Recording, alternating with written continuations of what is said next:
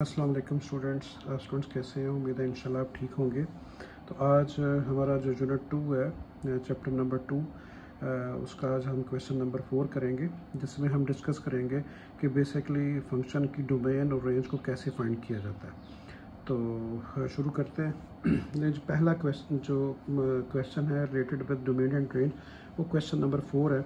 इसमें लिखा हुआ है find the domain and range of the function g defined below. ठीक है जी। तो नीचे जो g फंक्शन दिया गया है, देखिए ये g ऑफ x है, यानी फंक्शन ऑफ g है। ठीक है जी। और उसकी वैल्यू दी गई है 5 - x। ठीक है, क्लियर। अभी हमने इसकी डोमेन और रेंज फाइंड आउट करनी है।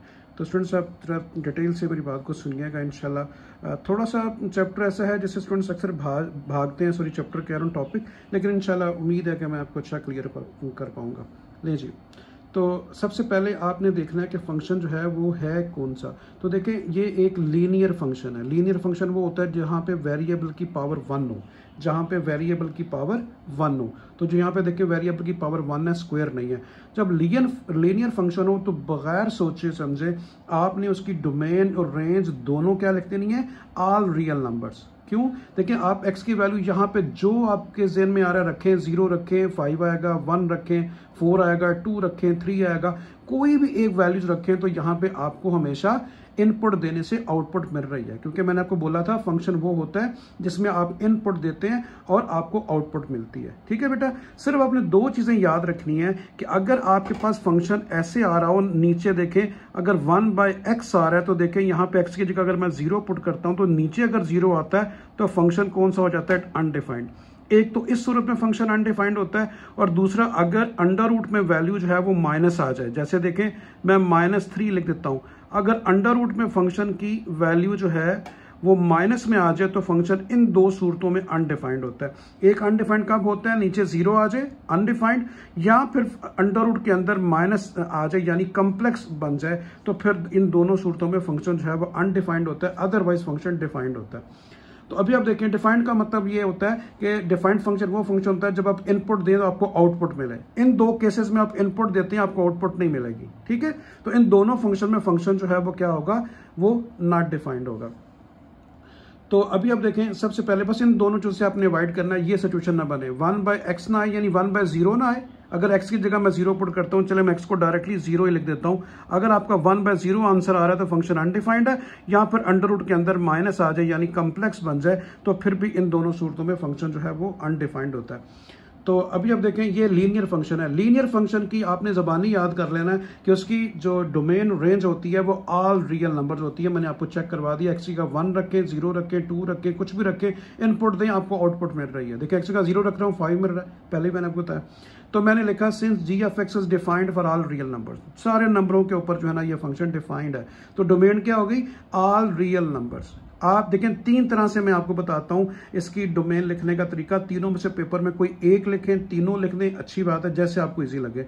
या तो आप उसे डिस्क्राइब कर दें, डिस्क्रिप्टिव फॉर्म में लिख दें ऑल रियल नंबर्स, ये इसकी डोमेन हो गई।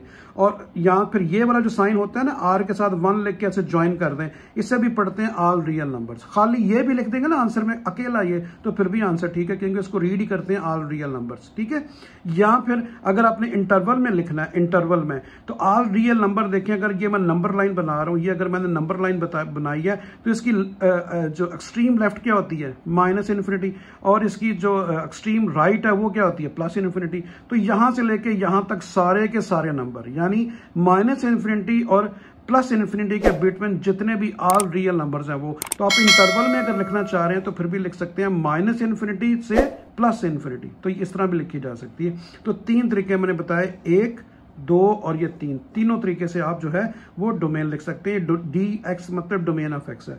रेंज भी मैंने आपको बोला था कि रियल नंबर जो होते हैं, लीनियर फंक्शन जो होते हैं सॉरी, उनकी बेटा डोमेन और रेंज दोनों सेम होती है। तो इसकी रेंज भी क्या होगी, ऑल रियल नंबर। ठीक है, बात समझ आ गई, बाकी सब कुछ वही लिखा हुआ है।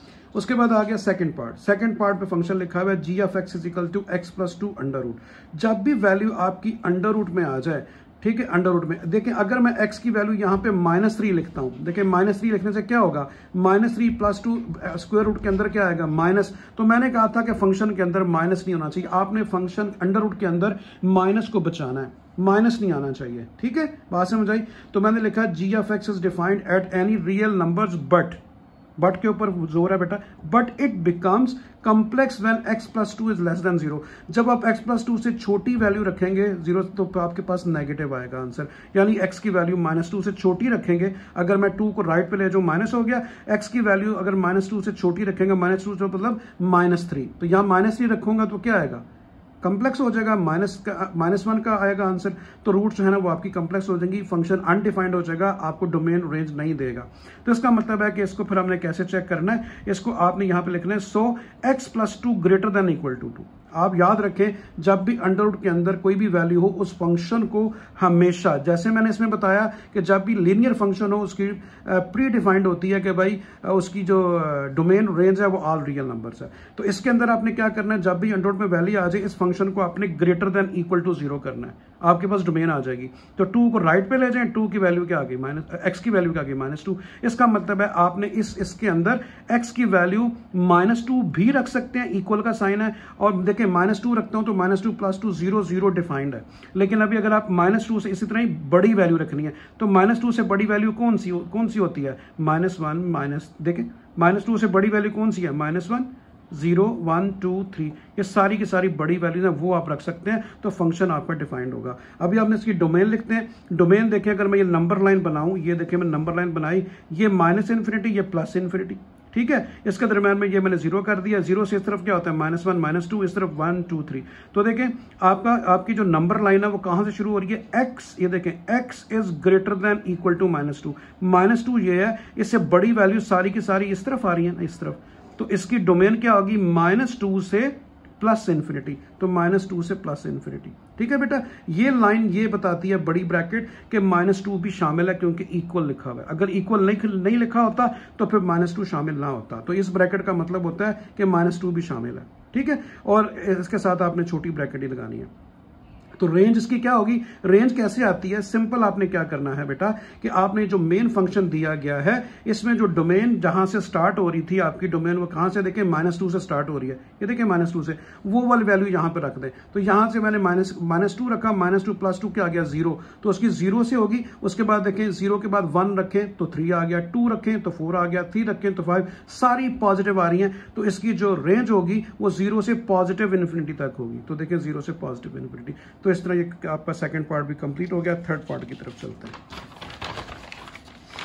तो थर्ड पार्ट भी बहुत आसान है, उसमें सिर्फ थोड़ा सा फर्क क्या है कि फंक्शन जो है ना बेटा वो आपको पीस वाइज फंक्शन दिया है। जब कोई भी एक फंक्शन जो है उसकी वो 2 इक्वेशंस को रिप्रेजेंट करे, देखें g(x) 6x + 7 x is less than equal to -2, पहले आपने इस तरह पढ़ा, लेकिन अभी क्या है g(x) 7 4x - 3x x is greater than equal to -2, 2 function दे दिए आपको, 2 पीसेस में दे दिया फंक्शन को, इसको पीस वाइज फंक्शन कहते हैं, ठीक है स्टूडेंट्स।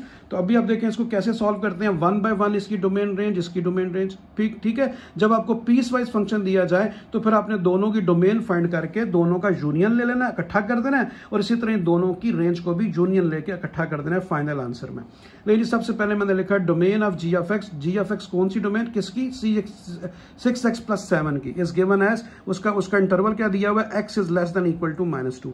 तो देखें बेटा ये मैंने इसकी नंबर लाइन बनाई, ये देखें, ठीक है, ये वाली सॉरी फर्स्ट वाली, ये मैंने नंबर लाइन बनाई, ये लिखा हुआ x is less than equal to -2, ये देखें, ठीक है जी। तो अभी आप देखें लेस देन इक्वल टू -2 का मतलब क्या है, -2 से वैल्यू कौन सी, छोटी, -2 से छोटी वैल्यू क्या कौन सी होती है, -3 -4 -5। तो -2 से आपका एरो किस तरफ जाएगा, इस तरफ, -2 से, ये सारी की सारी वैल्यूज, इसका मतलब ये है x is less than equal to -2, ठीक है। तो -2 से स्टार्ट होगा उससे। तो अभी आप देखें इसकी जो आपकी डोमेन बन जाएगी वो कहां से शुरू हो रही है, -2 से लेके कहां तक, -∞ तक। तो -2 से -∞ से -2 तक, ठीक हो गया बेटा, समझ आ गई, सही है। फिर देखें बीच में इक्वल का साइन आ जाए तो इसका मतलब है -2 भी शामिल है, तो कौन सी ब्रैकेट लगानी है, बड़ी ब्रैकेट, ठीक है। अप टू कहां तक जा रही है, देखें -∞ तक। फिर देखें बेटा यहां पे लिखा हुआ है x is less than equal to -2, ये देखिए लिखा हुआ है। तो -2 से लेस देन का मतलब छोटी वैल्यू कौन सी होगी, -3 -4 -5 अप टू -∞। तो -∞ से -2 इसकी क्या आ गई, डोमेन आ गई, ठीक है जी, समझ आ गई। और ये वाली बड़ी ब्रैकेट क्यों आई है, क्योंकि इक्वलिटी का साइन, अगर इक्वल का साइन ना हो यहां भी छोटी आती, इसका मतलब ये होता है बड़ी ब्रैकेट का कि -2 भी शामिल है। अभी आते हैं डोमेन की तरफ। Domain of g of x, अभी इसकी डोमेन फाइंड करते हैं सेकंड फंक्शन की, क्योंकि दो पीसेज हैं इसके। तो पहला पीस ये आ गया, इसको पीस वाइज कहते हैं। 4x माइनस 3 गिवन बाई इसका इंटरवल क्या, x इज ग्रेटर देन -2 लिख दिया बेटा। अभी अब देखिए इसकी नंबर लाइन बनाई, ये मैंने नंबर लाइन बनाई, x इज ग्रेटर देन -2। तो देखिए मैंने ये नंबर लाइन बनाई 0 1 2, इधर से -1 2, कहां से शुरू हो रहा है इसका, -2 से। ये देखिए -2 से शुरू हुई लाइन, ये -2 से शुरू हुई और ये कहां तक जानी है, -2 से बड़ी वैल्यू। -2 से बड़ा क्या होता है, -1 से 0 1 2, ये सारी की सारी वैल्यू -2 से बड़ी है। तो एरो आपका इस तरफ जाएगा, इस तरफ एरो जाएगा। ठीक है, बात समझ आ रही है, एरो आपका इस तरफ जाएगा। तो अभी आप देखें इसकी फिर डोमेन क्या आ जाएगी, कहां से शुरू हो रही है, -2 से कहां तक, प्लस इन्फिनिटी तक। तो देखें यहां पे क्या लिखा हुआ है, यहां पे इसकी रेंज में इक्वल का साइन नहीं है, तो इसका मतलब है -2 शामिल नहीं होगा, छोटी ब्रैकेट लगाएंगे। तो देखें आपने क्या किया, आपने अच्छा अगर आप -2 ही लिखेंगे इसको, ये -2 है बेटा। ठीक है, मैंने सही कर दिया। तो -2 से कहां तक अब जाना है आपने, प्लस इन्फिनिटी तक। ठीक हो गया। तो ये आ गई डोमेन इन दोनों की। अभी इन दोनों की मैं क्या करूंगा, अच्छा पहले मैंने डोमेन फाइंड आउट करने लगा हूं, इन दोनों का यूनियन लेने लगा हूं। दोनों की डोमेन आ गई ना, दोनों की। जब फाइनल आंसर लिखते हैं वो दोनों का आपने अलग अलग आंसर तो नहीं देना, आपने दोनों को ज्वाइन करना है। ज्वाइन का मतलब होता है यूनियन। तो डोमेन क्या आ जाएगी, पहले की आई है -इन्फिनिटी से -2 लिख दी, फिर दूसरे की क्या आ गई, -2 से प्लस। ठीक है, तो ये -2 है बेटा, -2 से प्लस इन्फिनिटी। ठीक है, तो यूनियन का मतलब होता है कि ये सारा का सारा शामिल है, कहां से लेके कहां तक, -इन्फिनिटी से प्लस इन्फिनिटी तक। ये -2 ये दोनों तो बीच में शामिल हो गए ना, तो ये आपके पास आ गया -इन्फिनिटी से, यानी इसकी एक्सट्रीम दोनों वैल्यूज लेनी है, एक्सट्रीम लेफ्ट एक्सट्रीम राइट। तो -इन्फिनिटी से इन्फिनिटी तक ये इसकी डोमेन आ गई, कलेक्टिव यानी दोनों की पीस वाइज की। अब ये दोनों की रेंज की तरफ आते हैं। Range of g of x, वो आपको मैंने बोला कि जो मेन फंक्शन दिया गया है, इसकी जहां से आपकी शुरू होती है डोमेन, ये देखिए जहां से शुरू हो रही है, जैसे ये -2 से, वो उसमें वैल्यू रख देनी है। तो देखिए मैं यहाँ पे सॉल्व कर दिया है। तो आपने क्या करना है, 6x + 7 लिखा, उसके अंदर देखें मैंने x की जगह पे क्या लिख दिया, -2। तो 6 2 12, 12 + 7, 7 मत करेंगे तो माइनस आ गया। तो इसकी -5 से शुरू होगी। ये देखें किधर गया, ये -5। तो -5 में वैल्यू अगर आप लिखते जाएंगे तो जाहिर है नेगेटिव वैल्यू आती जाएगी, तो इसका रुख किस तरफ होगा, -इन्फिनिटी की तरफ। तो -इन्फिनिटी और -5 इसका क्या आ गया, रेंज आ गई। अभी सेकंड फंक्शन 4x - 3, 4x - 3, ये कौन सी वैल्यू अटेन करेगा, इसमें आपने क्या करना है, उसी तरह ही -2 रखा, यहां देखें मैंने कर दिया। ये देखें लिखा 4x की जगह पे क्या आ गया, -2, फिर क्या आ गया, x का -2। तो आपके देखें समझ आइए आपको, ये देखें -2 लिखा और ये यहां पे 3 है, x नहीं है, सॉरी। ठीक है जी। तो अभी आप देखें आप क्या करेंगे कि ये 4 - 3x है, 4 - 3x, सॉरी बेटा 4 - 3x। ठीक हो गया। तो अभी आप वैल्यू रखेंगे तो आपके पास क्या आ जाएगा, 10 4 3 2 6 आ गया, माइनस इंटू माइनस प्लस, 6 में से आपने प्लस का 6 और प्लस का 4, 10 आ गया। तो इसकी होगी -इन्फिनिटी से 10 की तरफ। अभी अपन दोनों को ज्वाइन करेंगे, यूनियन करेंगे, तो आपके पास कलेक्टिव रेंज क्या आ जाएगी, -इन्फिनिटी -5 यूनियन -इन्फिनिटी इंटू 10। तो आपने दोनों एक्सट्रीम वैल्यू ले लेनी। एक्सट्रीम वैल्यू, एक्सट्रीम लेफ्ट क्या है, -इन्फिनिटी, और राइट एक्सट्रीम क्या है, 10। तो ये इसकी कलेक्टिव, ये इसकी रेंज आ गई, और उसके बाद ये इसकी डोमेन आ गई। ठीक हो गया बेटा। तो इस तरह थर्ड पार्ट भी कंप्लीट हुआ। आगे मूव करते हैं। ये हमारा आ गया जी फोर्थ पार्ट। अच्छा बेटा, अभी फोर्थ पार्ट में जैसे मैंने आपको लीनियर में बताया, मैंने अंडर रूट की वैल्यूज को बताया, लीनियर फंक्शन बताया कि लीनियर फंक्शन में डोमेन और रेंज होती है वो दोनों की दोनों हमेशा ऑल रियल नंबर्स होती है। तो इसमें आपने क्या करना है, जब भी आपको ये वाली साइन मिले, इसे कहते हैं मॉडुलस, ये मॉडुलस जब भी नजर आए, इसमें भी आपने बगैर सोचे हुए क्या करना है, बगैर डिटेल में जाते हुए, इसकी भी डोमेन और रेंज हमेशा ऑल रियल नंबर होगी। क्योंकि मॉडुलस में जितनी वैल्यूज भी आती हैं सारी की सारी पॉजिटिव आती हैं। नेगेटिव रखें, पॉजिटिव रखें, उसने पॉजिटिव देखें। अगर मैं x की वैल्यू यहाँ -5 लिखता हूं तो -5 -10, मॉडुलस खत्म करूंगा, फिर +10 नहीं आएगा। तो इस तरह हमेशा आपने लिख देना है, जब भी मॉडुलस का साइन आए उसकी डोमेन आपने क्या लिख देनी है, set of all real numbers. इसको बेशक ऐसे लिखें, मैंने आपको बोला भी है। तो set of all real numbers हो तो उसको आप -इन्फिनिटी से +इन्फिनिटी, यानी एक्सट्रीम लेफ्ट और एक्सट्रीम राइट। जैसे देखें अगर मैं ये नंबर लाइन बनाता हूं तो -इन्फिनिटी से +इन्फिनिटी इसकी डोमेन होगी। ऑल रियल नंबर की नंबर लाइन ये बनती है, लेफ्ट से लेकर राइट तक, लेफ्ट -इन्फिनिटी, राइट प्लस। ठीक है, तो डेफिनेटली रेंज भी वही आएगी, सेट ऑफ ऑल नंबर्स। ठीक है, लेकिन उसमें नॉन नेगेटिव आएंगे, इसमें नेगेटिव नंबर नहीं करने। सिर्फ थोड़ा सा फर्क ये आएगा इसकी मॉडुलस में कि अगर यहां पे माइनस लिखा हो, यहां पे माइनस लिखा हो तो फिर आपने क्या लिखना है, set of all real numbers non negative. ठीक है, नॉन नेगेटिव होना चाहिए, पॉजिटिव नंबर्स इसमें आना चाहिए। तो मैंने लिख भी दिया है कि इसकी रेंज क्या है, ऑल रियल नंबर, ऊपर मैंने क्या लिख दिया, पॉजिटिव। ठीक है, तो शुरू कहां से होगी, 0 से प्लस इन्फिनिटी की तरफ। ठीक है, समझ आ गई। उसके बाद हमारा आ गया जी फिफ्थ पार्ट। तो फिफ्थ पार्ट में फंक्शन दिया गया है, देखिए जब लीनियर बाय लीनियर आ जाए, लीनियर बाय लीनियर, ठीक है, देखें ऊपर भी लीनियर फंक्शन है, नीचे भी लीनियर फंक्शन है। ठीक है, तो आपने क्या करना है, आपने सिंपल ये जो नीचे लिखा हुआ है इसको लिख देना है कि ये 0 के इक्वल नहीं हो सकता, क्योंकि अगर नीचे 0 आ जाए मतलब आपका g of x is defined as for all real numbers but 3x minus x को 0 नहीं होना चाहिए। अगर ये फंक्शन 0 आ गया तो स्टूडेंट्स हमेशा याद रखें बेटा, अगर नीचे 0 आ जाए तो फंक्शन अनडिफाइंड होता है। मैं पहले आपको बता चुका हूं, नीचे 0 आ जाए फंक्शन अनडिफाइंड होता है। तो 3 माइनस एक्स को 0 नहीं होना चाहिए, तो इसलिए मैंने इसको लिख दिया 3 minus x is not equal to 0। बाकी तमाम नंबर के ऊपर ये फंक्शन क्या होगा, डिफाइंड होगा। तो अभी अब देखें, मैं अगर 3 को उधर ले जाऊं या x को उधर ले जाऊं, x इज इक्वल टू 3 आ गया, तो इसकी डोमेन क्या होगी, ऑल रियल नंबर एक्सेप्ट -3। यानी ऑल रियल नंबर का पूरा बॉक्स हो, उसमें से क्या निकाल दें, उसमें से 3 निकाल दें बस, क्योंकि 3 जो है ना उसे प्रॉब्लम कर रहा है। अगर मैं x की जगह पे 3 रखता हूं तो क्या होगा, 3 माइनस 3 क्या आएगा, 0। तो नीचे 0 आ गया तो फंक्शन अनडिफाइंड हो गया। तो 3 के अलावा, x की वैल्यू 3 के अलावा तमाम ऑल रियल नंबर पे फंक्शन जो है वो डिफाइंड होगा। तो सिर्फ 3 को बीच में निकाल देना है। ठीक है, बात समझ आ गई। अच्छा, रेंज लिखते हुए आसान तरीका बताता हूं कि ऊपर देखें वेरिएबल x का कोफिशिएंट क्या है, 1, यहां पे क्या है, -1। तो 1 बाय -1 देखें, अगर मैं 1 डिवाइड बाय -1 लिखता हूं तो बेसिकली -1 आ रहा है, तो उस नंबर को बस बीच में से निकाल दें। तो ऑल रियल नंबर होगी एक्सेप्ट -1, तो -1 को निकाल दें। तो इस तरीके से ये क्वेश्चन नंबर जो है हमारा 4 कंप्लीट हुआ। अभी हम क्वेश्चन नंबर 5 की तरफ चलते हैं। क्वेश्चन नंबर 5 जो है स्टूडेंट्स बहुत आसान है, देखते हैं। लिखा हुआ है, फंक्शन आपको दिया गया है, given f of x is equal to x cube minus ax square plus bx plus 1, और उसने कहा है कि अगर f ऑफ 2 की वैल्यू -3 है एंड f ऑफ -1 की वैल्यू 0 है, तो फाइंड करें क्या, a और b की वैल्यू। आपने a और b की वैल्यू फाइंड करनी है। फंक्शन आपको ये दिया गया, इसमें आपको हिंट दे दिया कि आपने सॉल्व कैसे करना है। आपने पहले f ऑफ 2 फाइंड करना है, फिर f ऑफ -1। तो देखें, सबसे पहले ये फंक्शन लिखा, मैंने लिखा put x is equal to 2। कहां से देखा, ये आपने x की जगह पे 2 पुट करना है। तो आपने मेन फंक्शन में देखे बेटा, x की जगह पे 2 पुट किया, x की जगह पे 2 पुट किया, x की जगह पे 2 पुट किया, x की जगह पे 2 पुट किया। तो 2 का क्यूब 8 आ गया, 2 का स्क्वायर 4 आ गया, 4a 2b is equal to 1। उसके बाद इसे अरेंज किया, तो अरेंज करते आपको देखें, आपको जो है वो ये एक इक्वेशन मिल गई। कैसे, देखें सिंपल, ये देखें आपने क्या किया कि 4a है, ये लिखा 4a, ये 2b है, और 8 और 1 कितना हो गया, 9। उसके बाद देखें आपने f ऑफ 2 की वैल्यू लगाई, f ऑफ 2 की वैल्यू क्या, -3, तो इसकी जगह पे -3 लिख दिया। ठीक है, अभी 3 को राइट पे ले आए तो 9 और 3 कितने हो गए, 12 हो गए, और ये 4a और 2b को मैं लेफ्ट पे ले आया, ये प्लस हो गया और ये माइनस हो गया, 9 और 12। अभी आप देखें इन दोनों में से 2 कॉमन आ रहा है, 2 कॉमन ले लें, तो यहाँ पे क्या आ गया, 2 2 सा 4, 2 1 सा 2, यानी b खाली रह गया। 2 को राइट पे ले जाएं, 2 राइट पे जाके 12 से डिवाइड होगा, 6 आ गया। तो आपके पास ये एक इक्वेशन आ गई, इससे आप इक्वेशन नंबर 2 का नाम दे दें, क्योंकि ये इक्वेशन नंबर 1 है।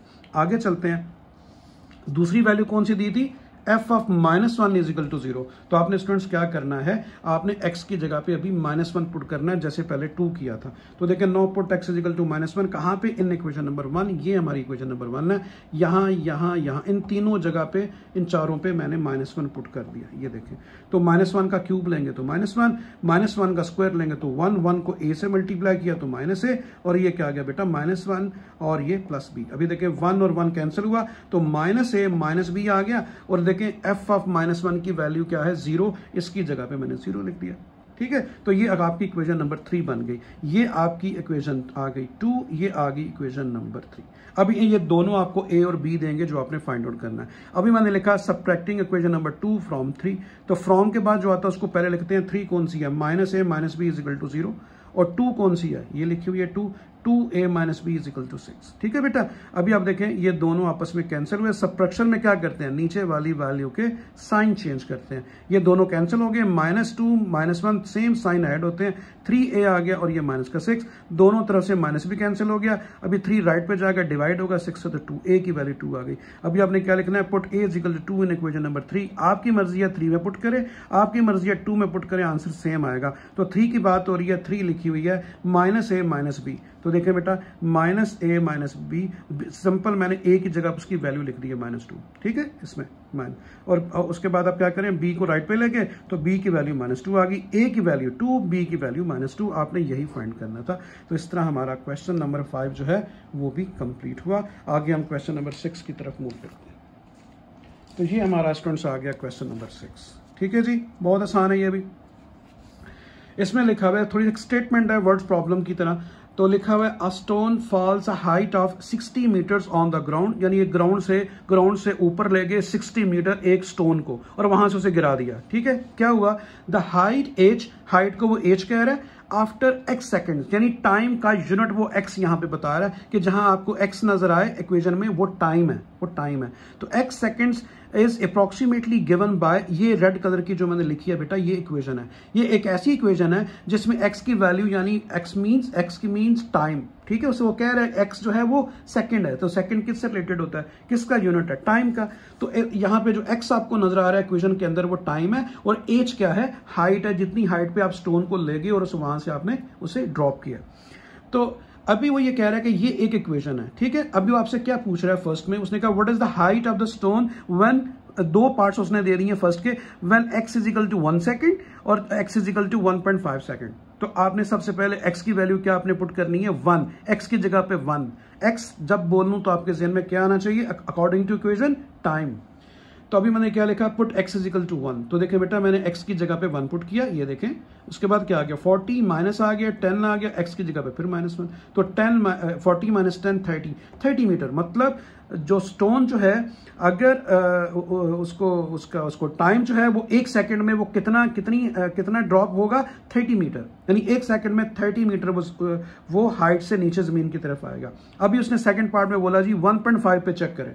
तो अभी आपने लिखा put x is equal to 1.5, कहाँ, मेन इक्वेशन ये इसमें, जहां x है वहां पे 1.5। ठीक है बेटा, 40 आ गया ये वाला, और 1.5 का स्क्वायर लेंगे और उसके बाद उसे 10 से मल्टीप्लाई करेंगे, 22.5, 40 से माइनस करें तो 17.5। तो इट्स मीन कि वो 1.5 सेकेंड कह लें या 1.5 सेकेंड कह लें, इसमें वो 17.5 मीटर हाइट अपनी लूज करेगा, नीचे आएगा। ठीक है, इतने सेकंड में। तो ये हमारा जो है वो इसका फर्स्ट पार्ट कंप्लीट हुआ। अभी इसका सेकंड पार्ट में क्या कह रहा है कि when does it the stone strike the ground, कहता है कब जो पत्थर जो है वो जमीन से कब स्ट्राइक करेगा, कब हिट करेगा। ठीक है जी, तो हमेशा याद रखो स्टूडेंट्स, इसमें छोटी सी टेक्निकल बात आपने याद रखनी है, बाकी क्वेश्चन बहुत आसान है। अगर आप उसे 60 मीटर हाइट पे स्टोन को ले गए हैं और वहां से जब आप ड्रॉप करेंगे बेटा, जब वो ग्राउंड से स्टक करेगा, डेफिनेटली क्या होगा, हाइट 0 हो जाएगी। हाइट वो अपनी छोड़ देगा ना, हाइट खत्म करेगा तो जमीन से स्टक होगा, मतलब हाइट 0 हो जाएगी। तो आपने क्या करना है,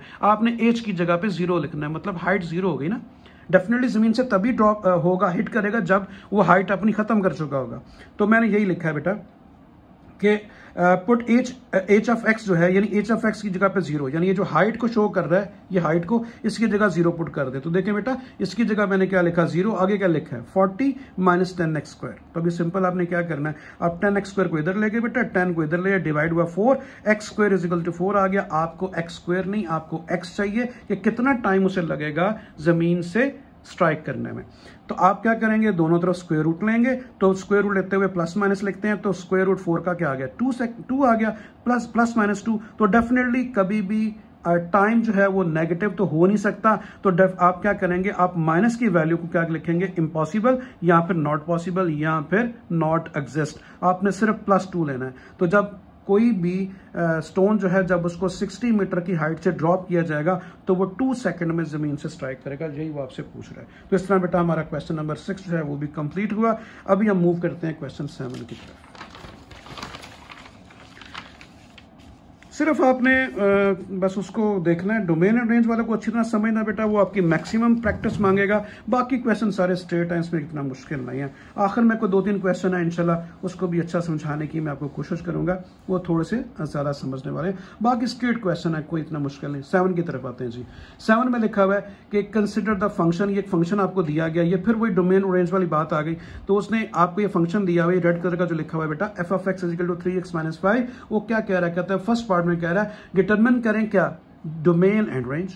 वो कह रहा है डोमेन रेंज। तो मैंने आपको बोला बेटा कि अगर फंक्शन लीनियर हो, देखिए लीनियर फंक्शन है, तो लीनियर फंक्शन के बगैर सोचे हुए क्या करना है, डोमेन जो है वो भी लिख देनी है क्या, ऑल रियल नंबर्स, और रेंज जो है वो भी ऑल रियल नंबर्स। तो देखिए मैंने यही लिखा है कि it is a linear function, so its domain all real values, या ऑल रियल नंबर्स भी लिख सकते हो, या फिर ये वाला साइन के ऑल रियल नंबर का। अगर इंटरवल में लिखना है तो वो मैं आपको बता चुका हूं कि -∞ से +∞, क्योंकि -∞ एक एक्सट्रीम लेफ्ट है और +∞ एक्सट्रीम राइट है, उसके दरम्यान में सारे आ जाते हैं ऑल रियल नंबर्स। तो उसको इंटरवल में लिखना है तो ऐसे लिखेंगे। तो ये 1, 2 और ये 3 इसके जो है ना वो मेथड है इसकी डोमेन को लिखने के। तीनों लिख दें, 2 लिख दें, 1 लिख दें, डजंट मैटर। तो रेंज भी हमेशा इसकी क्या होती है, all real numbers. Same line copy की है जो ऊपर और नीचे। सेकंड पार्ट की तरफ आते हैं। सेकंड में उसने लिखा है कि इज द फंक्शन एफ जो है वो 1 to 1 है। अगर 1 to 1 है तो वो कह रहा है जस्टिफाई योर आंसर, अपने आंसर को जस्टिफाई भी करें अगर 1 to 1 फंक्शन है। अच्छा बेटा, अभी इसमें डिटेल में इंशाल्लाह आपको जरूर मैं एक लेक्चर अलग से बनाऊंगा जिसमें टाइप ऑफ फंक्शन को पूरा डिटेल से बताऊंगा। यहां नहीं बता रहा क्योंकि डिफरेंट टाइप्स ऑफ फंक्शंस होते हैं, उसमें फिर मैं आपको इंशाल्लाह डिटेल से बताऊंगा कि 1 to 1 और जो ऑन टू है, इन दोनों की डिस्कशन आपके क्वेश्चंस के अंदर है कि वो फिर आपको डिटेल अलग से एक लेक्चर आपको दूंगा, ठीक है। इसमें सिर्फ मैं आपको बता देता हूं कि फंक्शन कब 1 to 1 होता है, बस उसको आप ज़हन में रखें ताकि आपका टाइम भी सेव हो और आपका क्वेश्चन या आपका ये जो एक्सरसाइज है वो भी टाइमली खत्म हो जाए, ठीक है। अच्छा देखिए बेटा, मैंने लिख दिया है कि yes it is a 1 to 1 function. मैंने लिखा है कि हाँ ये फंक्शन 1 to 1 है। पहले वो पूछ रहा है कि इज द फंक्शन 1 to 1, तो मैंने लिख दिया कि yes it is a 1 to 1 function, ठीक है। बात समझ रही। फंक्शन किधर दिया गया, ये 3x - 5, ठीक है, इस फंक्शन की बात हो रही। तो वो फॉर जस्टिफिकेशन अभी मैंने जस्टिफाई करने लगा। उसने कहा जी जस्टिफाई करें अपने आंसर को, आपने कह तो दिया है, ठीक है जी, फंक्शन जो है वो 1 to 1 तो है लेकिन जस्टिफाई भी करें। अभी हम जस्टिफिकेशन की तरफ चलते हैं। तो मैंने लिख दिया कि वी प्रूव दैट, अभी आपने याद रखना बेटा कि f of x1, ये कंडीशन जो लिखी हुई है f of x1 equal to f of x2, ये कंडीशन होती है 1 to 1 फंक्शन की। आपने फॉर द टाइम बीइंग इसी को याद रखना है। ये कैसे है वो समझाता हूं। तो मैंने लिखा कि f of x1 equal to f of x2 for 1 to 1। 1 to 1 function के लिए ये कंडीशन होती है, इस कंडीशन को नहीं भूलना। ये कैसे हमने प्रूव करना है, करते हैं इसको। ये देखिएगा, आपने अपना मेन फंक्शन लिखा f of x equal to 3x - 5, f of x equal to 3x - 5। इसमें आपने क्या करना है, x की जगह पे पहले 1 पुट करना है। तो देखिए मैंने यही लिखा है कि ये देखिएगा जी, अब मैंने लिखा है put x equal to x1, ठीक है। बात समझ आ गई। अगर आप इसे इक्वेशन नंबर 1 का नाम देते हैं तो मैंने लिख दिया जी इन 1 के अंदर पुट कर दें। तो जहां पे देखें बेटा x था, यहां भी 1 लिख दिया, यहां भी 1, तो ये क्या आ गया, f of x1, ये देखें f of x1 3x1 - 5, ठीक है। इसको यहीं पे छोड़ देना है। फिर आपने क्या करना है, फिर आपने लिखना है put x equal to x2। तो सिंपल किसी फंक्शन को 1 to 1 चेक करने के लिए गिवन फंक्शन में x की जगह पे पहले x1 पुट करें और उसके बाद x की जगह पे x2 पुट करें। दोनों के आंसर सेम आने चाहिए, किसमें, 1 to 1 फंक्शन में, अदरवाइज वो 1 to 1 फंक्शन नहीं है, ठीक है बेटा, समझ आ गई। तो मैंने देखें सिंपल क्या किया, ये लिखा हुआ है x की जगह पे, ये देखें x की जगह पे 2, इधर भी x की जगह पे मैंने 2 लिख दिया, ये देखें 2। तो आपके पास ये 2 वैल्यूज आ गई, f of x1 की, f of x2 की। बस आपने बार बार याद रखना है कि 1 to 1 फंक्शन में क्या होता है, f of x1 इक्वल होता है f of x2 के। तो देखिए मैंने क्या लिखा कि we prove that f of x1 is equal to f of x2 for 1 to 1। 1 to 1 function के लिए 2 चीजें हमने जो है वो इक्वल प्रूव करनी है। तो मैंने लिखा कि by the definition of 1 to 1 function, 1 to 1 function की डेफिनेशन क्या है, इसमें x1 और x2 बराबर होते हैं। मैंने आपको पहले भी यहाँ पे जो है वो बताया कि 1 to 1 फंक्शन में क्या होता है, या तो आप लिख दें कि f of x1 is equal to f of x2, या फिर x1 is equal to x2, doesn't matter, दोनों एक ही बात है, ठीक है। तो मैंने लिखा x1 x2, ठीक है। इस फंक्शन की कंडीशन क्या है, दोनों बराबर होने चाहिए। लें जी, अभी ये जो कंडीशन है आपकी, ये वाली इसमें वैल्यू लगाते हैं, f of x1 F of x1 3x1 minus 5 लिख दिया, फिर क्या है बीच में इक्वल का साइन, इक्वल लिख दिया बेटा, फिर उसके बाद एफ ऑफ x2 क्या है 3x2 माइनस 5, 3x2 माइनस 5, दोनों तरफ से देखें 5 कैंसिल हुआ, आपके पास आ गया 3x1 is equal to 3x2, दोनों तरफ से 3 भी कैंसिल हुआ तो x1 is equal to x2। तो अगर x1 is equal to x2 आ जाए it's mean the given function is 1 to 1। ठीक है, तो हमने जस्टिफाई कर दिया कि justify that the given function is 1 to 1। Clear students, so simple, so easy. When the function is 1 to 1 f1 is equal to f2। ठीक हो गया जी। अब इसको भूलना नहीं है कि f1 is equal to f2 आएगा या simply x1 is equal to x2। अगर दोनों आंसर सेम आ जाए, बराबर आ जाए, तो गिवन फंक्शन 1 to 1। ले जी आगे मूव करते हैं। क्वेश्चन नंबर 7 हमारा हो गया। अभी हम क्वेश्चन नंबर 7 के देखें बेटा, इसका फर्स्ट पार्ट भी अल्हम्दुलिल्लाह हो गया, सेकंड भी हो गया। अभी हम थर्ड पार्ट की तरफ मूव करते हैं। थर्ड पार्ट में हमसे वो क्या पूछ रहा है उस तरफ चलते हैं। क्वेश्चन में लिखा हुआ है is the function of onto, अभी 1 to 1 को भूल जाए, अभी वो ऑन टू कह रहा है। ठीक है, दो फंक्शन होते हैं डिफरेंट, ऑन टू और 1 to 1, इसको मिक्स नहीं करना। तो उसने लिखा हुआ है is the function f onto if, अगर ये है if the codomain is all real numbers explain. तो वो कह रहा है कि इसकी जो कोड डोमेन है ऑल रियल नंबर्स, उसको भी आपने एक्सप्लेन करना है। स्टूडेंट्स याद रखो बेटा, कोड डोमेन क्या होता है, इससे परेशान नहीं होना। कोड डोमेन मैं थोड़ा सा आपको एक्सप्लेन कर देता हूँ, यहाँ पे स्पेस है तो मैं आपको इंशाल्लाह एक्सप्लेन करता हूँ, देखिएगा। Basically what is code domain. अगर फॉर एग्जांपल कोई भी मैं एक सेट लेता हूँ, ये मेरे पास आ गया एक ए सेट जिसके एलिमेंट्स हैं 1 2 and 3, और इसी तरीके से मेरे पास एक और सेट है बी और इसके एलिमेंट्स हैं ए बी एंड सी। तो आपने याद रखना है कि फर्स्ट वन जो होता है वो आपकी क्या होती है बेटा, डोमेन होती है, और सेकंड ये जो होता है जिसके साथ आप रिलेशन बना रहे होते हो। जब मैं फंक्शन की बात करते हैं तो डेफिनेटली रिलेशन आता है, रिलेशन के बगैर फंक्शन डेवलप होता नहीं है, बता चुका हूं। तो देखें अभी 1 जो है, 1 का रिलेशन ए के साथ है, 2 का रिलेशन बी के साथ है, 3 का रिलेशन सी के साथ है। तो ये जो फर्स्ट वन होता है बेटा, ये क्या होता है, ये डोमेन होती है और ये रेंज होती है। इसको कोड डोमेन भी कहते हैं, इसको कोड डोमेन भी कहते हैं। ये जो सेकंड होता है ना, इसे कोड डोमेन कहते हैं इसको। ठीक है, बात समझ आई। ये कोड डोमेन है और ये डोमेन है। तो वो ये आपसे एक्सप्लेन कर रहा है। अभी देखें क्वेश्चन की तरफ चलते हैं, तो मैं एक्सप्लेन करता हूं। The function is onto on if. अभी आप देखें बेटा, ये कंडीशन, पहले आपने कंडीशन पढ़ी 1 to 1 की, क्या होती है, x1 is equal to x2। इसमें 1 to 1 फंक्शन को एक्सप्लेन करने के लिए या प्रूव करने के लिए क्या होता है, f of x is equal to y. ये सबसे अहम कंडीशन है, हम आखिरी क्वेश्चन तक बात करेंगे, इसको नहीं भूलना कि f of x is equal to y हो तो given function is onto. तो मैंने यही लिखा सबसे पहले, ये जो गिवन फंक्शन था f of x 3x minus 5, इसमें मैं आपने क्या करना है, आपने सिंपल बेटा ये क्या लिखा हुआ है, लिखा हुआ है एफ ऑफ एक्स वाई के इक्वल है। तो आपने क्या करना है, एफ ऑफ एक्स की जगह पे वाई पुट करना है। मैंने यही लिखा है पहला स्टेप आपका, जब आप प्रूव करने जा रहे हो the given function is onto, तो गिवन फंक्शन को वाई पुट करें। तो मैंने लिखा f of x is equal to y. तो आप देखिए इसकी जगह बेटा मैंने वाई पुट कर दिया।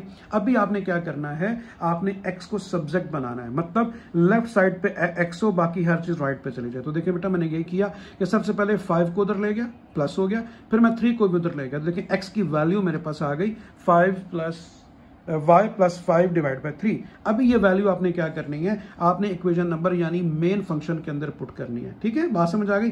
तो मैं पुट करने लगा हूं। ये देखिए बेटा f of x equal 3x minus 5। अभी मैं देखिए लिखा f of x is equal to, ये लिखा 3x की जगह पे x की value y plus 5 divide by 3 मैंने पुट कर दी, और आगे क्या लिखा हुआ है -5, ये -5 ये लिखा है। ठीक है जी। अभी आप देखिए स्टूडेंट्स 3 से बेटा कैंसिल हुआ, y प्लस 5 -5, 5 से कैंसिल हुआ तो आपके पास y आ गया। मैंने आपको शुरू में बताया कि अगर आपने ये प्रूव करना हो कि गिवन फंक्शन जो है वो ऑन टू है, तो आपकी कंडीशन फाइनली क्या आनी चाहिए, f of x is equal to y. तो देखिए क्या आया, f of x is equal to y, it's mean the given function is on to.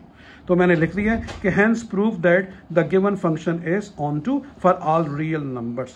Clear बच्चे, समझ आ गई। सो सिंपल सो इजी, देखें कोई मुश्किल ही नहीं है, सिंपल। आपने दोबारा से रिपीट करता हूं कि ऑन टू फंक्शन पुट करने के लिए गिवन फंक्शन को y का नाम दें। गिवन फंक्शन ये जो दिया गया बेटा, एफ ऑफ एक्स की जगह y पुट करें, जब y आ जाए x को सब्जेक्ट बनाएं, x की वैल्यू फाइंड करें, x की वैल्यू दोबारा मेन फंक्शन के अंदर लगाएं, आपको y मिलना चाहिए। तो इस तरीके से हमारा 7 जो है उसका थर्ड पार्ट भी कंप्लीट हुआ। क्वेश्चन नंबर 8 की तरफ चलते हैं बेटा। सिर्फ हमारे 2-3 क्वेश्चन रह गए हैं, एक्सरसाइज आपकी कंप्लीट हो जाएगी। टोटल नंबर ऑफ क्वेश्चन जो हैं रिलेटेड विद द एक्सरसाइज 2.1 वो हैं 10। ले जी, क्वेश्चन नंबर 8 में उसमें लिखा हुआ है कि f is the function of, इसे पढ़ते हैं, f is the function of R means real numbers belongs to real numbers be defined by the f of x. ये फंक्शन आपको दिया गया और उसने कहा फाइंड क्या करें, फिर वही बात, डोमेन एंड रेंज। ठीक है, उसने कहा डोमेन और रेंज फाइंड करें। तो अभी आप गौर करें, मैं आपको बता चुका हूं गिवन फंक्शन में क्या नजर आ रहा है कि आपका ऊपर वाला फंक्शन भी लीनियर है, नीचे वाला फंक्शन भी लीनियर है। देखें, लीनियर मतलब एक्स की वैल्यू 1 से ज्यादा ना हो, उसे कहते हैं लीनियर बेटा। ऊपर भी लीनियर आ गया, नीचे भी लीनियर आ गया। ठीक है जी, क्लियर। तो अभी आपने सिंपल क्या करना है, जब भी इस तरह का फंक्शन आ जाए, मतलब ऊपर भी लीनियर फंक्शन हो, नीचे भी लीनियर फंक्शन हो, तो आप लिख दें कि उसकी डोमेन क्या होगी, ऑल रियल नंबर्स एक्सेप्ट, नीचे वाला फंक्शन को लिख दें नॉट इक्वल टू 0। तो देखिए मैंने क्या लिखा है, put x is equal to, आपने क्या किया, put x is equal to 1, मतलब मैं लिख दिया कि अगर आप x प्लस 1 की जगह 0 पुट नहीं कर सकते, ठीक है, ठीक है, बात समझाई, यानी x plus 1 not equal to 0, तो मतलब अगर 1 को राइट पे ले जाएंगे तो -1। यहां से हमें ये कम से कम इसकी डोमेन पता चली कि भाई x की जगह पे आपने -1 जो है वो नहीं रखना। और यहां -1 रखूंगा तो क्या प्रॉब्लम आएगी, -1 + 1, नीचे क्या आ गया 0, नीचे 0 आ गया, मतलब फंक्शन अनडिफाइंड। दो बातें बेटा याद रखो, बार बार बताता हूं, अगर आपके क्वेश्चन के अंदर जो है वो नीचे 0 आ जाए तो फंक्शन अनडिफाइंड, और सेकंड सिचुएशन ये है कि अगर अंडर रूट के अंदर माइनस आ जाए तो आपका फंक्शन कॉम्प्लेक्स हो जाता है, मतलब उसका भी आप सॉल्यूशन फाइंड या उसकी आउटपुट नहीं आती, तो फंक्शन अनडिफाइंड होता है। तो यहाँ पे x की जगह सिर्फ -1 नहीं होना चाहिए, क्योंकि अगर -1 आ गया तो फंक्शन अनडिफाइंड हो जाएगा। तो सिंपल आपने क्या लिखा, इसकी डोमेन क्या होगी बेटा, ऑल रियल नंबर्स, ठीक है, एक्सक्लूडिंग -1, यानी -1 को शामिल ना करते हुए इसकी सारी। तो उसे अगर आपने इस तरह लिखना है आंसर तो वो भी लिख सकते हो, ऑल रियल नंबर, उसमें से क्या निकालना है, माइनस क्या करना है, -1, यानी -1 नहीं होना चाहिए क्योंकि -1 से नीचे 0 बन रहा है। रेंज क्या होगी, ऑल रियल नंबर्स एक्सक्लूडिंग 2, ठीक है। अभी आप देखें इसमें इसकी मैंने कुछ सिंपल क्या तरीका बताया था, इसका जब ऊपर भी और नीचे भी लीनियर फंक्शन हो तो x का कोफिशिएंट लिखें, वो क्या आ रहा है 2, नीचे वाले x का कोफिशिएंट क्या आ रहा है 1, तो ये इसका 2 जो आंसर आ गया, तो वो आपने क्या करना है, उसको जो है ना वो आपने मेन रियल नंबर से निकालना है। तो यहाँ पे देखें इसकी क्या आ जाएगी रेंज, पे वो 2 को निकाल देना। मैंने आपको पिछले क्वेश्चन में बताया था, ऊपर भी लीनियर और नीचे भी लीनियर हो तो आप x का कोफिशिएंट लिखें, नीचे भी x का कोफिशिएंट 2, उस 2 को आप ऑल रियल नंबर से निकाल देंगे तो आपके पास रेंज आ जाएगी। ठीक है बेटा, तो समझ आ गई आपको। अभी आप देखें अगर आपने इसको इस तरह भी इंटरवल में भी लिखना है तो इंटरवल में लिख सकते हो, तो ठीक हो गया जी। उसके बाद आ गया इसका सेकंड में उसने कहा डिटरमिन करें कि वेदर गिवन फंक्शन जो है वो ऑन टू है। ठीक है, ऑन टू की कंडीशन क्या होती है, f of x is equal to y. तो मैंने क्या तरीका बताया था, मेन फंक्शन जो है उसके अंदर आपने एफ ऑफ एक्स की जगह वाई पुट करना है। तो सबसे पहले देखें बेटा, ये फंक्शन लिखा, मैंने वही लिखा है कि put f of x is equal to y. पहला स्टेप प्रूव करने के लिए कि गिवन फंक्शन ऑन टू है, गिवन फंक्शन में एफ ऑफ एक्स की जगह वाई पुट करें। तो मैंने एफ ऑफ एक्स की जगह पे यहाँ पे लिख दिया put f of x is equal to y in equation number 1। ये आपकी इक्वेशन नंबर 1 है। तो आगे मूव करते हैं क्वेश्चन नंबर 8। तो ये देखें बेटा, ये हमारा क्वेश्चन नंबर 8 आ गया, उसका रिमेनिंग मैंने लिख भी दिया कि रिमेनिंग सेकंड पार्ट जो है वो हमारा क्वेश्चन नंबर 8 का।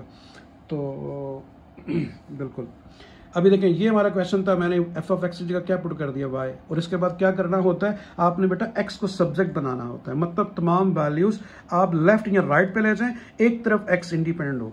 तो देखें मैंने सबसे पहले क्रॉस मल्टीप्लाई किया y इंटू एक्स प्लस 1 और ये फंक्शन सेम आ गया। उसके बाद मैंने क्या किया, ब्रैकेट्स ऑफ की, एक्स वाई और y आ गया और ये आ गया।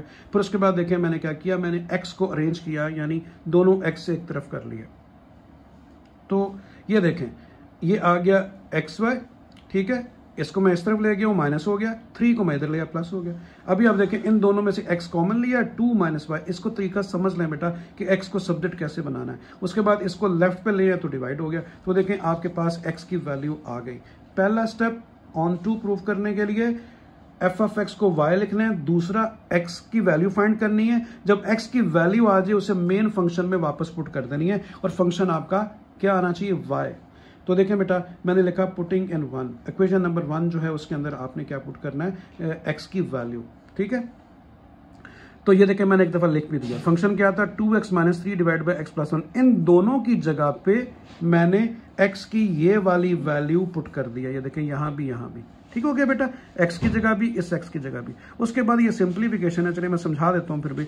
अभी मैंने क्या किया, मैंने जो है ये 2 को y से मल्टीप्लाई किया, 2 को 3 से मल्टीप्लाई किया, नीचे सेम लिख दिया, ये 3 आ गया। 3 के नीचे आपकी आसानी के लिए मैंने 1 लिख दिया ताकि एलसीएम आप इजीली ले सकें। थोड़ी स्पेस को मैं बचाने के लिए बेटा बजाय ये लाइन लगाने के मैंने ये लगा दिया, नीचे भी सेम वही एज इट इज लिख दिया, ठीक है। और ऊपर भी एलसीएम लिया, नीचे भी एलसीएम लिया। एलसीएम आपको लेना आता है, उसे मुझे एक्सप्लेन करने की जरूरत नहीं है। तो आपके पास 2y और 3y कितना हो गया, 5y। ये फिर मैं कह रहा हूँ एलसीएम लिया गया, 6 से कैंसिल हो गया और ये आ गया। यहाँ पे देखें क्या हो रहा है, minus y plus y cancel हो रहा है बेटा, 3 + 2 5 आ गया, 5 डिवाइड बाय आपके पास ये आ गया, ठीक है। और मैंने एक काम क्या किया, मैं इसको, इस पूरे फंक्शन को, ये नीचे लिखा हुआ है, इससे ऊपर लेके आऊंगा तो मल्टीप्लाई में चेंज होगा और नीचे वाली वैल्यू ऊपर लिखी जाएगी और ऊपर वाली वैल्यू नीचे, क्योंकि इसका रिजल्ट 3 + 2 आ रहा है, वाई कैंसिल हो चुका है, ठीक है बेटा। अभी 2 - y आपस में कैंसिल हुए, 5 से कैंसिल हुआ y, तो हमने y ही लाना था प्रूव करने के लिए कि हमारा फाइनल जो आंसर है y आना चाहिए। तो देखिए बेटा f(x) = y आ गया, हेंस आप लिखना है कि yes the function is onto. तो ले हमने प्रूव कर दिया कि गिवन फंक्शन जो है वो ऑन टू है। प्लीज बेटा अभी ऑन टू और 1 to 1 इसको आपने प्रूव करना भूलना नहीं है। मैं डिटेल से आपको समझा चुका हूँ, 3 से 4 क्वेश्चंस के अंदर हमने प्रूव किया, ठीक है बेटा। चलते हैं आगे क्वेश्चन की तरफ। तो ये आ गया उसी का ही थर्ड पार्ट आ गया बेटा, जी बिल्कुल थर्ड पार्ट।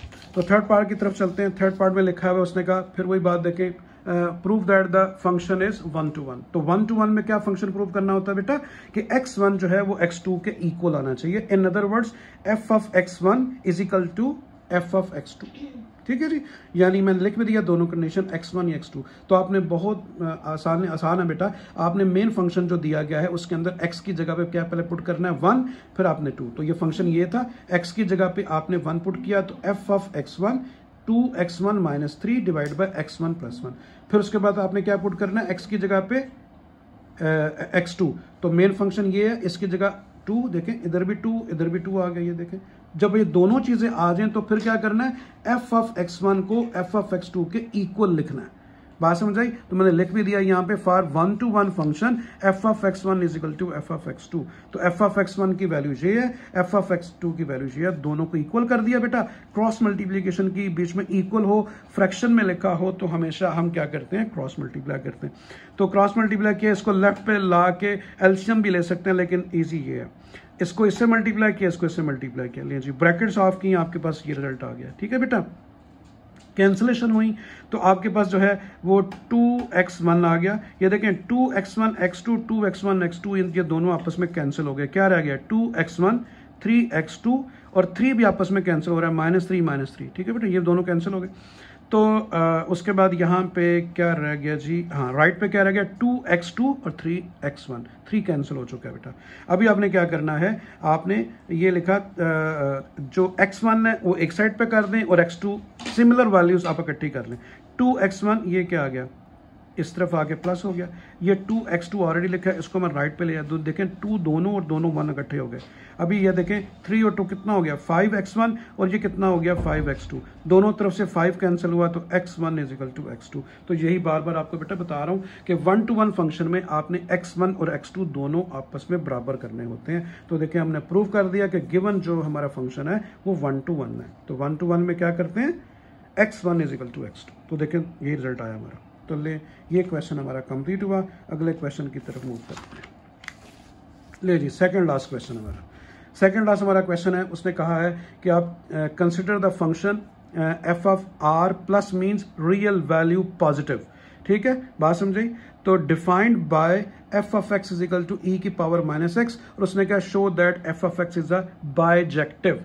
याद रखें बेटा, हम पढ़ते आ रहे हैं को क्या पढ़ते आ रहे हैं, हम पढ़ते आ रहे हैं 1 to 1 फंक्शन और ऑन टू ऑन फंक्शन। कोई ऐसा फंक्शन जिसके अंदर कलेक्टिवली ऑन टू और 1 to 1 दोनों प्रॉपर्टीज हों, उन्हें कहते हैं बाइजेक्टिव। देखिए बाय मीन्स टू, ठीक है।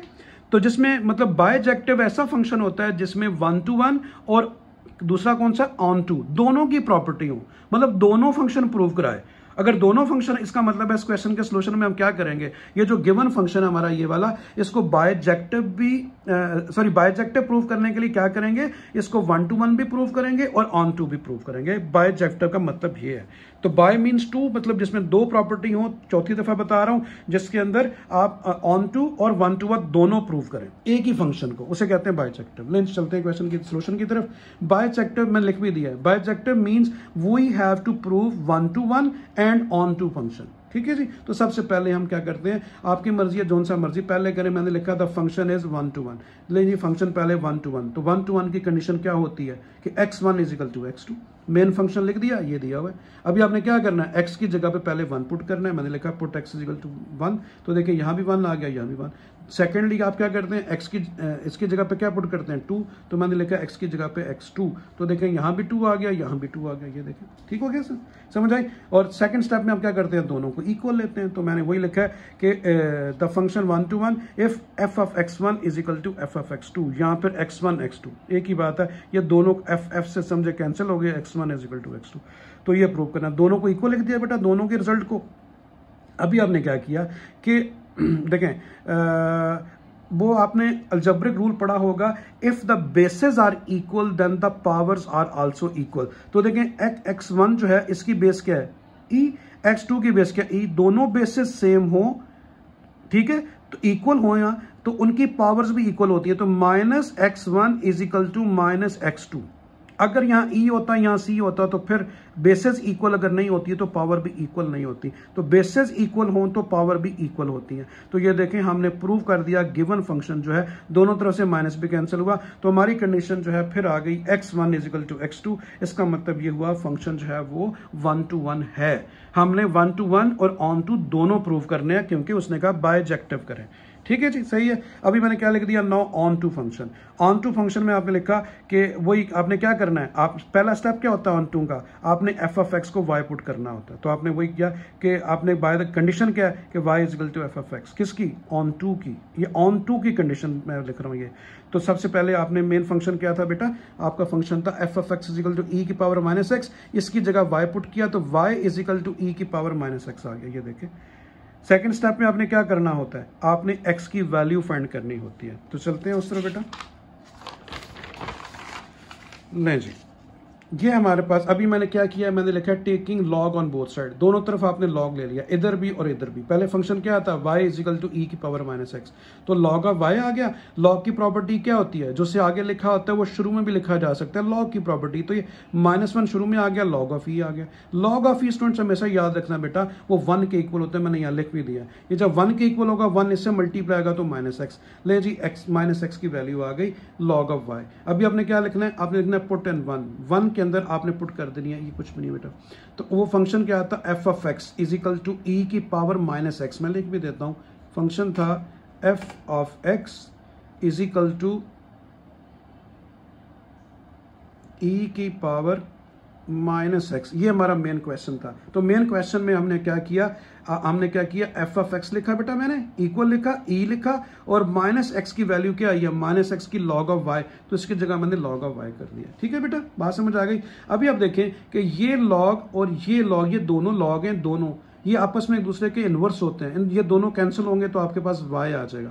तो देखें f of x is equal to y आ गया, f of x is equal to y, और हमने क्या करना होता है, यही प्रूव करना होता है। तो ये देखें प्रूव हो गया कि दोनों प्रॉपर्टी प्रूव हो गई, यानी ऑन टू ऑन भी और 1 to 1 भी। इसका मतलब है गिवन फंक्शन जो है वो बायजेक्टिव है, ये हमने प्रूव करना था। ठीक है, अभी इसके लास्ट क्वेश्चन की तरफ स्टूडेंट चलते हैं। लास्ट क्वेश्चन क्या है, उसने लिखा हुआ है लेट g एक फंक्शन है जो कि रियल नंबर है, किसका, रियल नंबर्स का, इज गिवन बाय, उसने फंक्शन क्या दिया, gx is equal to x cube minus 3x। क्या फाइंड करना है, find if g of x is injective or surjective.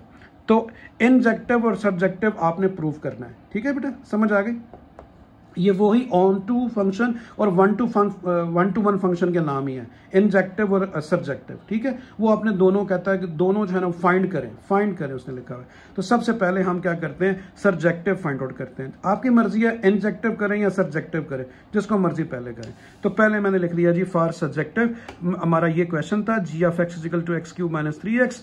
तो लें जी, अच्छा इसका एक और भी तरीका है। देखिए इसका एक और तरीका क्या है कि अगर आप किसी भी फंक्शन की कोई भी फंक्शन जो है वो कब सब्जेक्टिव होता है, जब एक तो देखें सब्जेक्टिव जो होता है वो असल में 1 to 1 फंक्शन भी होता है, उसे 1 to 1 फंक्शन भी कहते हैं, जिसमें x1 और x2 दोनों बराबर होते हैं, यानी कि जो 1 to 1 फंक्शन है उसको सब्जेक्टिव भी कहते हैं। तो वो एक तरीका, इसको सॉल्व करने का थोड़ा सा वो कह लें लेंथी हो जाएगा, इसको हम जो है वो क्या करते हैं, हम किससे, डोमेन और रेंज से भी प्रूव कर सकते हैं। तो याद रखें कि एक जो 1 to 1 फंक्शन है उसकी एक और प्रॉपर्टी क्या है कि अगर डोमेन और रेंज दोनों सेम आ जाएं तो गिवन फंक्शन जो होता है वो क्या होता है, सर्जेक्टिव होता है। ठीक है, यानी 1 to 1 होता है अगर उसकी डोमेन और रेंज दोनों बराबर आ जाए। तो इसमें भी तो हमने x1 और x2 दोनों बराबर करने होते हैं।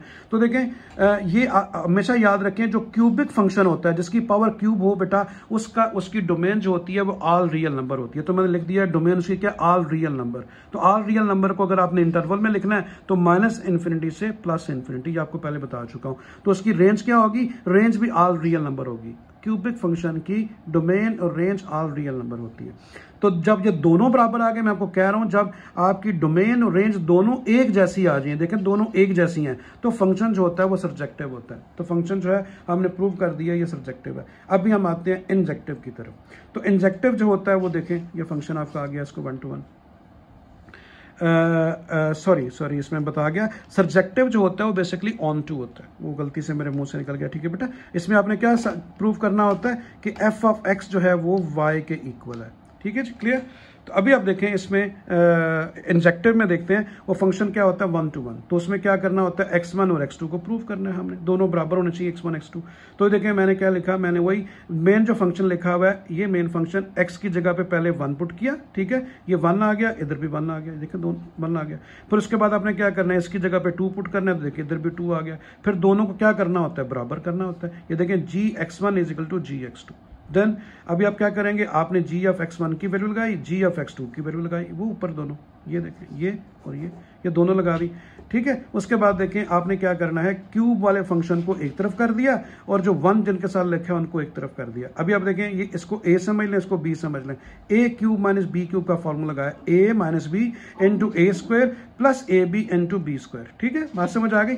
उसके बाद ये जो फंक्शन है इसके अंदर से मैंने सिर्फ जस्ट 3 कॉमन लिया और आपके पास x1 और x2 आ गया। क्लियर। अभी आप क्या करेंगे, आप 3x1 x2 को लेफ्ट पे ले आएंगे, ये देखें लेफ्ट पे आके माइनस हो गया। अभी आपने क्या करना है, x1 x2 को कॉमन लिया, यहाँ पे ये पूरा कंप्लीट विद -3 आ गया। मैंने x1 - x2 को कॉमन लिया बेटा बाहर। अभी आप देखें x1 x2 = 0 आ गया और ये भी पूरा फंक्शन 0 के इक्वल लिख दिया मैंने। अभी आपने लिखा कि x1 x2, अब देखिए अगर मैं इसको राइट पे ले गया, ये देखें x1 x2 इक्वल तो आ गए हैं, लेकिन प्रॉब्लम क्या है कि ये जो पूरा का पूरा फंक्शन है ये कभी भी 0 नहीं हो सकता। ये कभी भी 0, जैसे मैं इसको 0 लिख लिया है, ये कभी भी 0 नहीं हो सकता फंक्शन। जब ये 0 नहीं हो सकता, इसका मतलब है कि आपकी x1 = x2 की कंडीशन प्रूव नहीं होगी। दैट्स वाई ये फंक्शन जो है वो इंजेक्टिव नहीं है। तो इस तरह स्टूडेंट्स हमारी एक्सरसाइज जो 2.1 है वो आज कंप्लीट हुई। इंशाल्लाह एक अच्छे मोड के साथ और अच्छे एक सोल्यूशन के साथ 2.2 में दोबारा हाजिर होऊंगा। अल्लाह हाफिज़।